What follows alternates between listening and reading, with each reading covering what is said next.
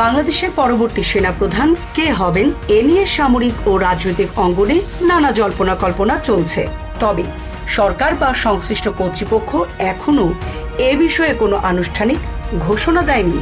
ফলে সম্ভাব্য উত্তরসূরি হিসাবে কয়েকজন জ্যেষ্ঠ লেফটেন্যান্ট জেনারেলের নাম আলোচনায় এলেও চূড়ান্ত সিদ্ধান্ত এখনো অজানা। Premium commercial space is now for rent. Featuring ample parking and excellent accessibility, this 4,200 square foot space is ready. Elevate your business and call us today. সম্প্রতি সেনাবাহিনীর শীর্ষ পর্যায়ে গুরুত্বপূর্ণ কয়েকটি পদে রদবদল করা হয়েছে। এতে লেফটেন্যান্ট জেনারেল মোহাম্মদ মাইনুর রহমানকে চিফ অফ জেনারেল স্টাফ এবং লেফটেন্যান্ট জেনারেল মীর মুশফিকুর রহমানকে সশস্ত্র বাহিনী বিভাগের প্রিন্সিপাল স্টাফ অফিসার হিসাবে নিয়োগ দেওয়া হয়। সেনাবাহিনীর কাঠামোতে এই দুটি পদ অত্যন্ত গুরুত্বপূর্ণ হওয়ায় স্বাভাবিকভাবেই তাদের নাম সম্ভাব্য সেনাপ্রধানের আলোচনায় এসেছে।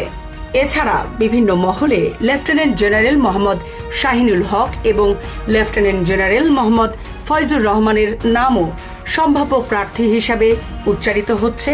তবে এ বিষয়ে সরকার বা সেনাবাহিনীর পক্ষ থেকে কোনো আনুষ্ঠানিক বক্তব্য দেওয়া হয়নি।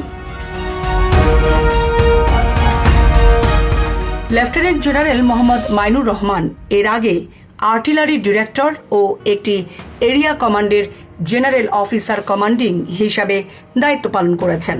তিনি বর্তমানে সেনাবাহিনীর অপারেশন পরিকল্পনা ও প্রশাসনিক কার্যক্রমের অন্যতম গুরুত্বপূর্ণ দায়িত্বে রয়েছেন।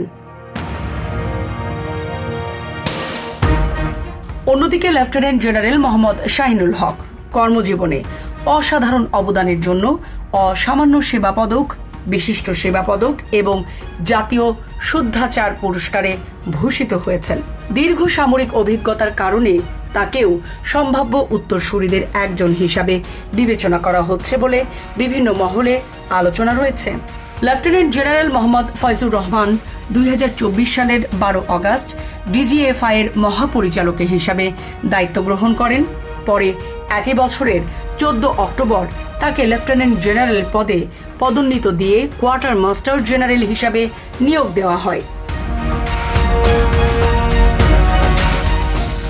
বর্তমানে জেনারেল ওয়াকারুজ্জামান বাংলাদেশ সেনাবাহিনীর প্রধান হিসাবে দায়িত্ব পালন করছেন। তিনি 2024 সালের 24 জুন সেনাপ্রধান হিসাবে দায়িত্ব গ্রহণ করেন এবং সরকারের জারি করা প্রজ্ঞাপন অনুযায়ী 2027 সালের 23 জুন পর্যন্ত 3 বছরের জন্য এ পদে নিয়োগপ্রাপ্ত। বাংলাদেশের সেনাপ্রধানের চাকরির মেয়াদ সাধারণত 3 বছর। তবে রাষ্ট্রপতির অনুমোদন ক্রমে সরকারের সিদ্ধান্ত অনুযায়ী প্রয়োজন হলে সেই মেয়াদ বৃদ্ধি করা যেতে পারে। সেনাপ্রধানের নিয়োগ ও চাকরির মেয়াদ আর্মি অ্যাক্ট 1952 এবং সরকারের জারি করা প্রশাসনিক প্রজ্ঞাপন অনুযায়ী নির্ধারিত হয়। সংবিধান অনুযায়ী বাংলাদেশের রাষ্ট্রপতি সশস্ত্র বাহিনীর সর্বাধিনায়ক এবং তিনি সংবিধান ও প্রচলিত আইন অনুযায়ী সশস্ত্র বাহিনীর প্রধানদের নিয়োগ দেন। বাস্তবে এ ধরনের নিয়োগ সরকারের সিদ্ধান্ত ও সাংবিধানিক প্রক্রিয়া অনুসরণ করেই সম্পন্ন হয়। বাংলাদেশের সেনাপ্রধান নিয়োগের ক্ষেত্রে শুধু জ্যেষ্ঠতাই নয়, নেতৃত্বের অভিজ্ঞতা, বিভিন্ন গুরুত্বপূর্ণ কমান্ডে দায়িত্ব পালন, পেশাগত দক্ষতা, কৌশলগত সক্ষমতা এবং সরকারের নীতিগত বিবেচনা সহ একাধিক বিষয় গুরুত্ব পায়।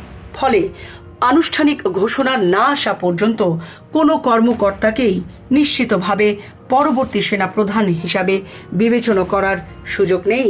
জীবন অবাক না করলে কে করবে? 28% মিল্ক ফ্যাটের অবাক করার সাথে ফ্রেশ মিল্ক পাউডার। জীবন অবাক করুক প্রতিদিন। তথ্য প্রযুক্তির এই যুগে সেনাপ্রধানের নিয়োগ, মেয়াদ কিংবা উত্তরসূরি নিয়ে সামাজিক যোগাযোগ মাধ্যমে বিভিন্ন ধরনের দাবি ও গুঞ্জন ছড়িয়ে পড়লেও সেগুলোর সত্যতা যাচাই করা জরুরি।